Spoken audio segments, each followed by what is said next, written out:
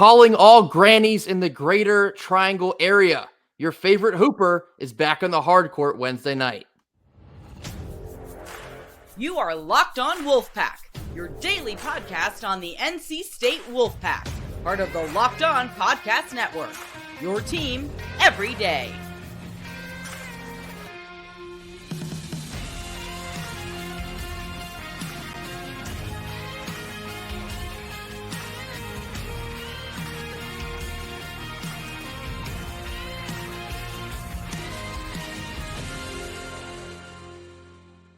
What's up, Wolfpack Nation? Welcome back to another episode of Locked On Wolfpack, free and available wherever you get your podcasts and on YouTube, part of the Locked On Podcast Network, your team every day. Today's episode is brought to you by FanDuel. Make every moment more. Right now, new customers can get $150 back in bonus bets with any winning $5 moneyline bet. That's right, $150 back if your team wins. Visit FanDuel.com/lockedon to get started. Happy Wednesday. Happy basketball return day. As always, I'm Grayson Boone, joined by former Wolfpack defensive tackle Kenton Gibbs. We do have our first public look at the men's basketball team coming up this evening, Wednesday night, 7 p.m., an exhibition at PNC Arena. The NC State Wolfpack will take on Mount Olive. Now, we're going to be talking about some expectations getting into the exhibition itself and then further on down the season. Of course, we can't get too far into them because A, it is just an exhibition, and B, it's against Mount Olive. Now, unless, of course, we follow in Louisville's direction and we lose in embarrassing fashion to a Division II school, certainly don't hope to be doing any of that. These are more so general base points things that we're looking forward to seeing out of some of these new guys and some things that we want to see beginning on Wednesday evening.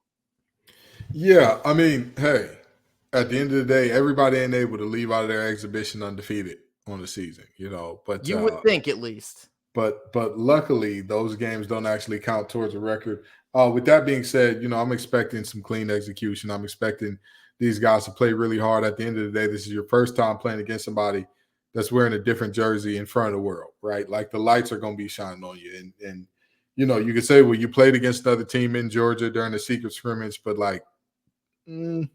nobody was there. It doesn't really,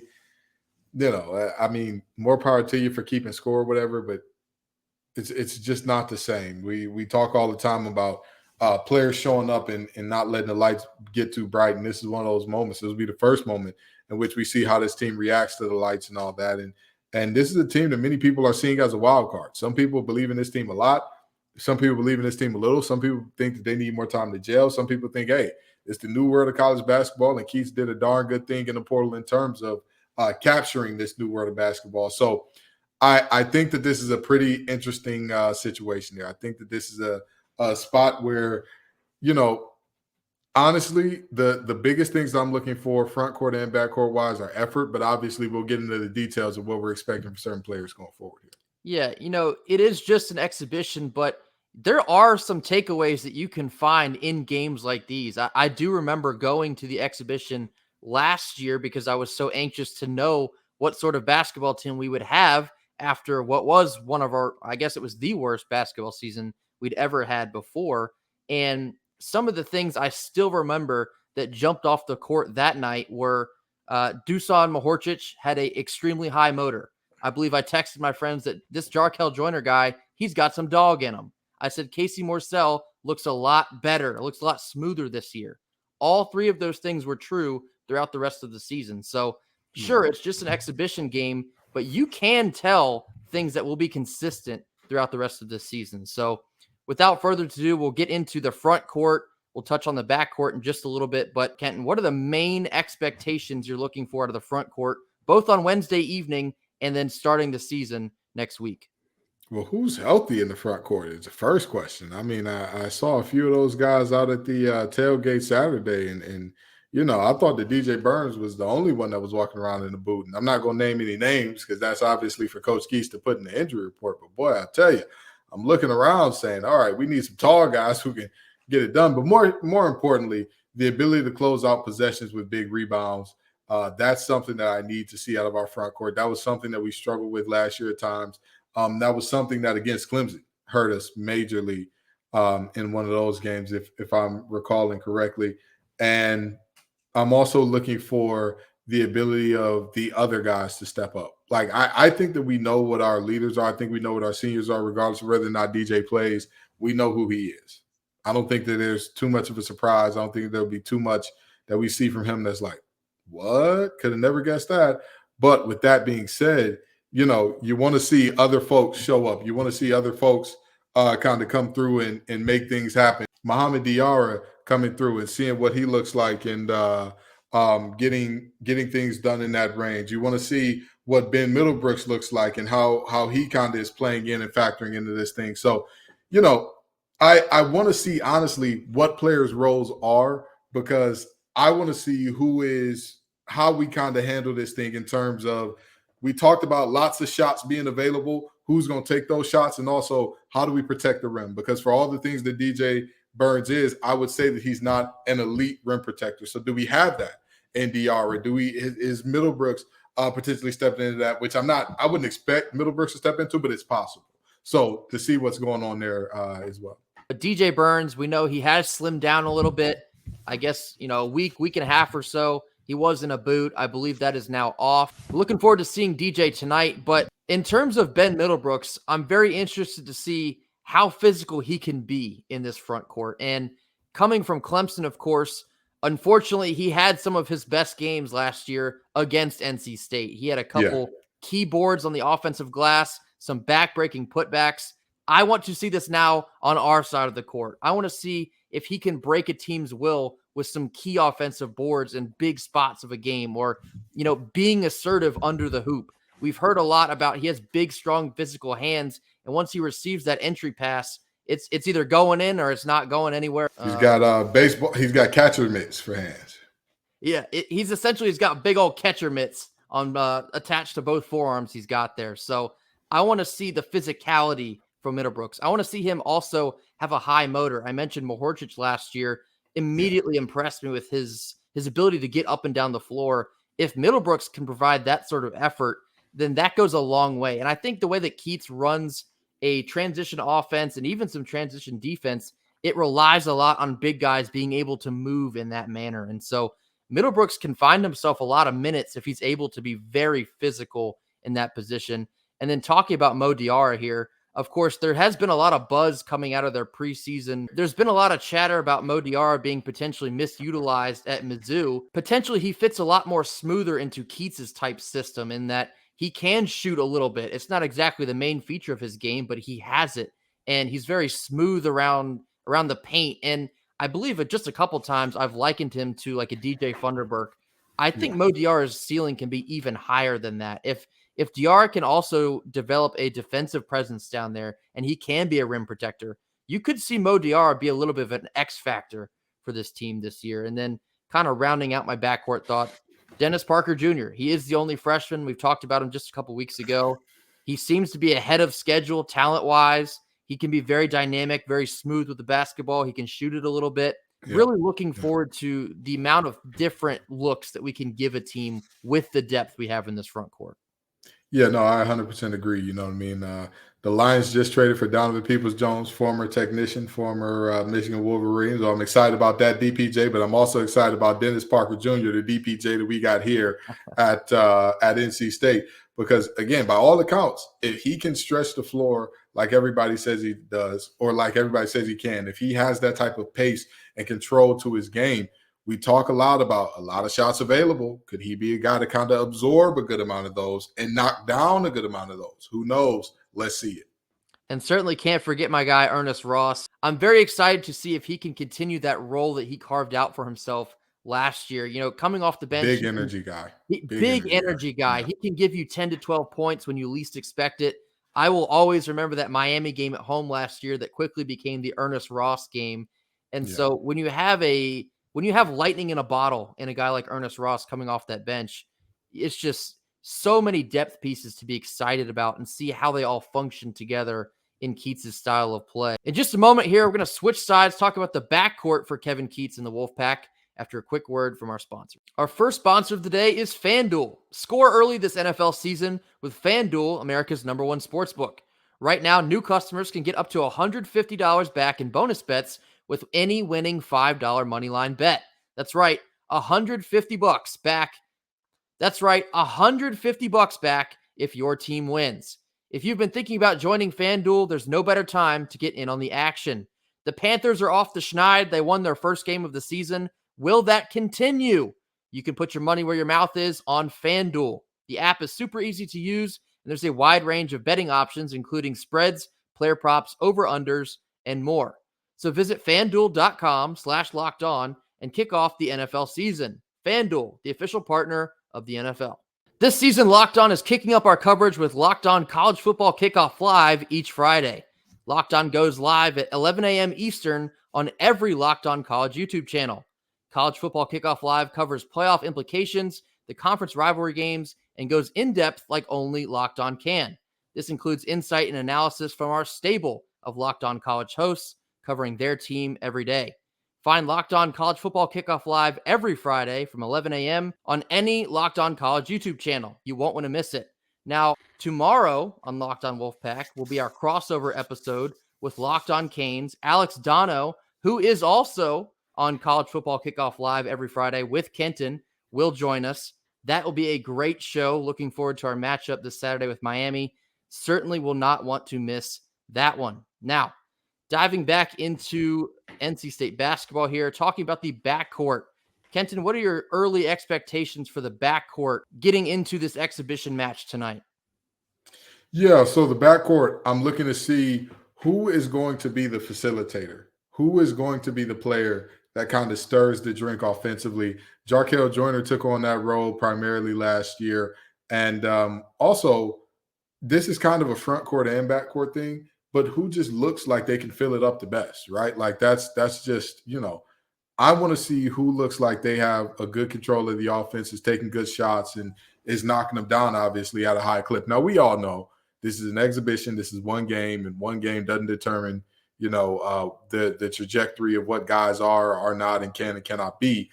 But just from a logistical or from a strategic standpoint, in terms of seeing, okay, even if this guy isn't making the shots, he's the guy that's going to be taking them, is what I want to see there. And also, I want to see some high-level competing. I want to see, I'm convinced. I've convinced myself, and maybe I'm wrong here. I hope I'm not.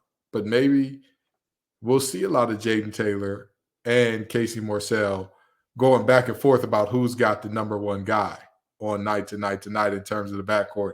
And I want to see that. I want to see that type of intensity that says, I want the number one guy, and I'm going to show you how I play. No, I want the number one guy, and I'm going to show you how I play. Anything you can do, I can do better.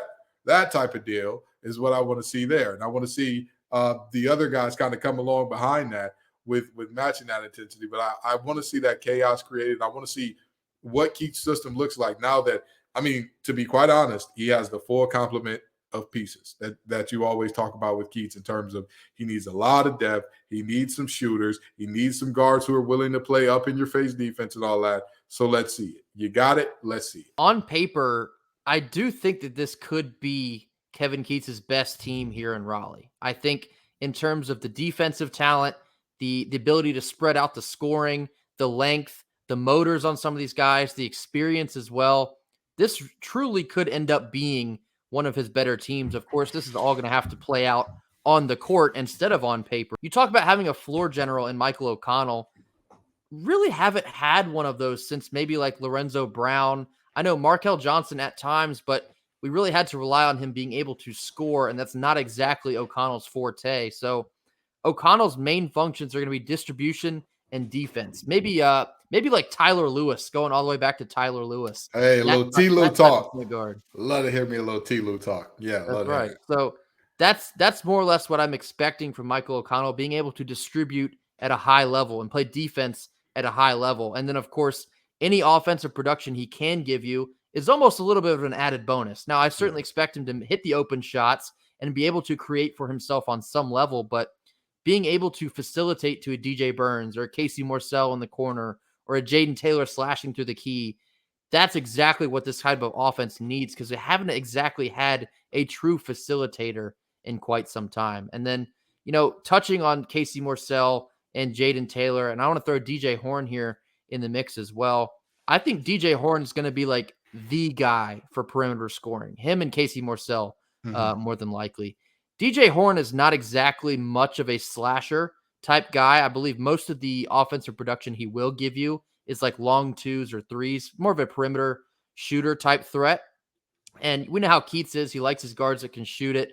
I think DJ Horn fits that mold very well. And then, of course, you still have a Casey Morsell coming off a career best year. We hope to hit that and then some. And then you got Jaden Taylor, who I think he's going to be like your Swiss Army knife in the backcourt. He can do a little bit of everything.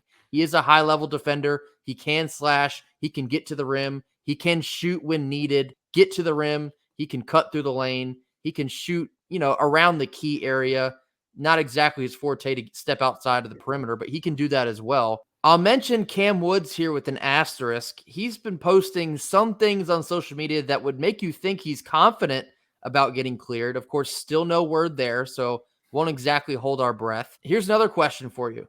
Do you think that we'll see MJ Rice on Wednesday night? Because I know he more or less maybe just came back on Monday, just based on what we saw from his Instagram story. Nothing concrete there, but if you're looking to ramp a guy up, and of course they still are, wouldn't an exhibition match be the perfect time to do so? Even if it's just in the second 10 minutes half, or so. Yeah. If it's in the second half, the score is what it is. Get him some run. I think that makes all the sense in the world because you're looking to get a guy back to maybe where he was before he had stepped out for a bit. I think it makes all the sense in the world to see MJ Rice, even for just a couple minutes Wednesday night. They say that there's nothing that gets you in shape for playing football like playing football. Exactly. And I think that also applies. That old adage also applies to basketball. So, hey, let them get out there a little bit. You know what I mean? I'm not saying that you start them and you play them 35 minutes or so. I'm not saying that. But let him get out there a little bit. Give him 10, 15 minutes to see how he does, sprinting up and down the court and all that good stuff. I think it'll be good for him. My main kind of perception of this backcourt is how balanced it can be. Last year, you're heavily reliant on Baby T and Jarkel Joyner. You don't have those type of offensive talents in this year. It will have to be more evenly distributed. Some nights it could be Casey, could be DJ Horn, could be Jaden Taylor. You know what, though? And I hate to cut you off here. I want to see some of the other guys as well. I want to see some of the other guys that we kind of, that are kind of almost being thought of as afterthoughts at this point. Like an LJ Thomas? An LJ Thomas, a Breon Pass, those guys. Are they ready to take the next step? Because Breon Pass showed flashes of being like a pretty good guard in the ACC. LJ Thomas showed flashes that he could be an all ACC type of performer. And so what are they ready to take the next step in terms of like, hey, the transfers coming in are good, but are these guys ready to take a step to say, I've been here. I know the system in and out. I've got the ability to do it. It's my time to do it. Let's do it. You know what I mean? I think that's something also to watch there. Yeah, just another bulletin point for the depth of this team and also the culture of this team. With the amount of roster turnover that Keatts has had these past couple years, there's still a lot of talent, experience, and culture that he retained on this team. And I think you'll see that bleed into some of these new guys. And so like last year, I do subscribe to the idea that if a team, they're dudes, they hang out together, they enjoy each other's company. Those are the type of teams that play better. And I think this will be another one of those teams this year. Guys that genuinely understand each other and how to get the maximum potential out of each other on the court. I think you'll see another one of those teams this year. And that's exciting because we are a lot deeper than even last year was. I'm ready to see the red and white. No more secret scrimmages. Time to scrimmage in front of the world. That's right. So let's see it. I'm so anxiously excited to actually see them in action. I'm tired of trying to look at tape from these guys last year, wherever else they played.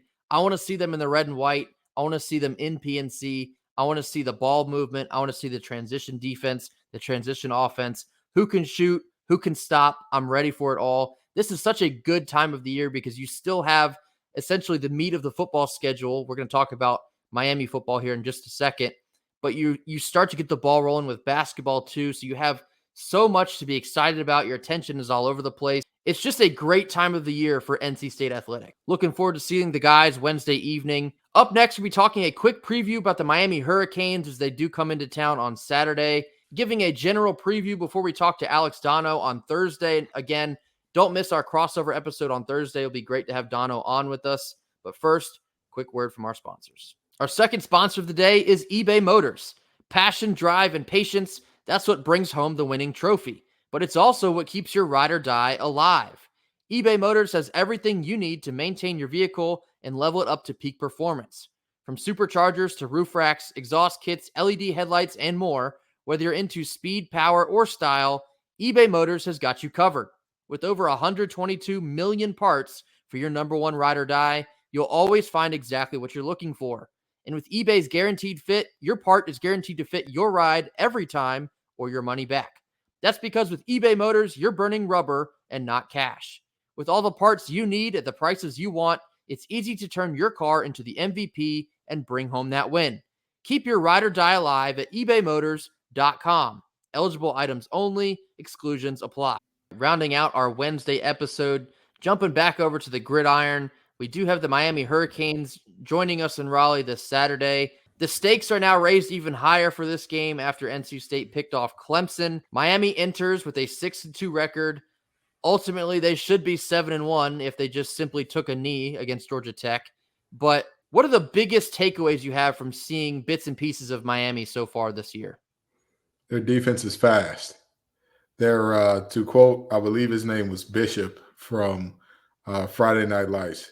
They're fast, they're big, they're strong, and they're fast. That's a team that at all three levels, they have players that fly around. They got draft picks on all three levels. And, you know, you worried about this team in terms of some of the guys they had transferring out who went on to become impact players elsewhere, right? You look at Al Blaze Jr., who was Miami royalty over at Duke now, doing great things for them. And yet and still, they haven't missed a beat. Cam Keatts is one of the best safeties in the nation. Their defensive line has missed two starters all year, or not for all year, but at multiple points during this year, and they've still found a way to produce. I will say this. The offense is running the ball fairly well, but if I ever find a woman who looks at me like Tyler Van Dyke looks at Restrepo, there will be wedding bells. It'll be a ring on this finger if I ever find a woman who looks at me the way TVD looks at Restrepo, just with so much longing, so much love, so much safety in your arms type of look. Every time he drops back to throw the ball, I'll be all right.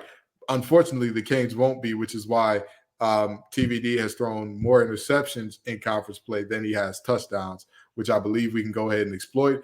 But I'll save that for you. That's a little appetizer. I want to get a whole entree. We got endless shrimp on the way. So let's come on by for this crossover tomorrow. Yeah, certainly we'll get a lot out of Dono tomorrow on the crossover episode. But yeah, my initial reactions for Miami coming into this season is I was a bit skeptical with all of the roster turnover they had. I wasn't quite sure if they could put it all together this year. And, just outside of a couple stretches, I guess the Georgia Tech finish, because they did win that game until they lost that game. And then their other loss was in Chapel Hill, where they just simply got outgunned a bit. Miami, I think, is ahead of schedule, and that could be potentially a problem for the ACC in years to come. But Tyler Van Dyke, he's been spinning it, I'd say more so in out of conference than in conference. He has struggled a little bit as of late, so that's something that NC State will be looking to exploit. But offensively as a whole, Miami has pretty good receivers. You mentioned Restrepo. Their run game has been pretty evident as well. I believe their offense is like a top 25 offense in the country, but I believe their defense could be, I think they're around the same level or maybe even better than that. And so I sort of look at this game as like a Clemson part 2. I think a lot of the things Miami will try to do is sort of similar to what we saw with Clemson. And so NC State, it will be imperative, as it has been all year, but especially against Clemson and now against Miami, you have got to find a way to win that turnover battle. And of course, NC State did a great job with the turnover margin in that they didn't turn the ball over at all, and you forced Klubnik into 2 picks. You're going to have to do a lot more of that this Saturday with Tyler Van Dyke. You've got to find a way to force mistakes and then find a way to capitalize on them subsequently after that. And NC State was able to beat Clemson with just basically 2 explosive plays, and then the defense took over from that.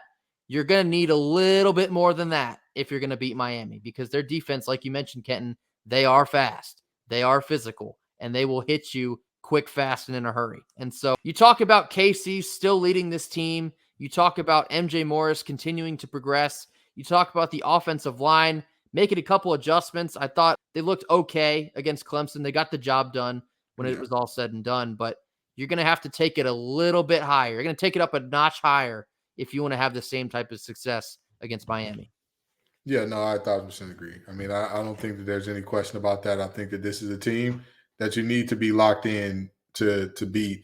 And you would hope that Florida State's boogeyman effect comes into play a little bit, as that is the next team on Miami's schedule. You'd hope that they overlook us a little bit. You know, you just kind of sneak in and, you know, make this thing a quick 1, 2, 3. Oh, no, what happened? Did we lose that game? Oh, well, time to get on to Florida State type of deal here. Yeah, sometimes I'm not exactly sure if I subscribe to the fact of like overlooking someone because you're looking at somebody else, but be certainly interested to hear Alex Dono's thoughts on the matter tomorrow in the crossover episode. Again, Alex Dono, Locked On Canes. We have a crossover episode. Will be a great episode. Alex Dono is one of the best analysts that Locked On has. I know Kenton, you enjoy his company on Locked On College Football Kickoff Live, and so definitely going to want to stick around and check us out tomorrow on Thursday. Absolutely. Absolutely. Dono's my guy. It's always a good time to have him. Always a good time to talk shop with him. So we're going to talk some shop, and some predictions may surprise you coming up here shortly. That will do it for us here on Wednesday. Again, NC State men's basketball has their exhibition tonight at 7 p.m. If you're able, I highly recommend you go because you will be able to draw some pretty significant conclusions despite the competition. But as always, we're super thankful for all of the support. Be sure to drop a like, drop a comment in the comment box, mash that subscribe button, as now we're on our climb to 900 after passing the 800 mark. Greatly appreciate all the support. It means a lot to us. Thank you so much. We will see you all tomorrow. Until then, go Pack. Go Pack.